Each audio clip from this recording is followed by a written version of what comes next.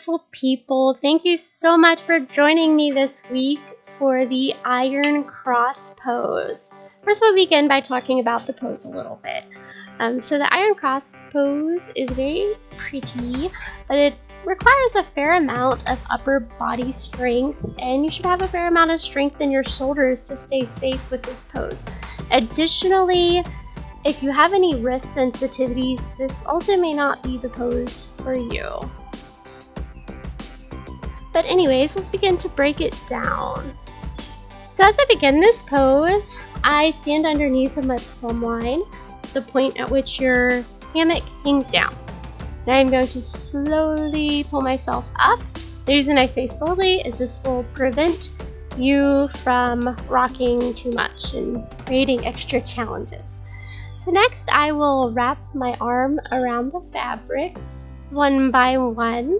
I like to use kind of my armpit as a way of securing myself. And then I'm going to straighten up my arms, and this whole time I'm engaging my shoulders as well as my arms. When I'm ready, and if I'm ready, I can pull out my arms in order to create a more cross-like shape. The further you take your hands out, the harder the pose gets. If you are capable, you can take it all the way and it'll create more of a cross shape.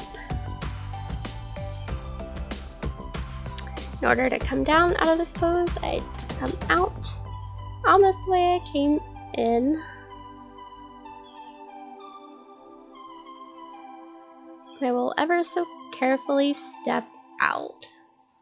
Thank you again for checking out this video. I hope that you found it helpful. If you did, please hit that like button and subscribe to my channel.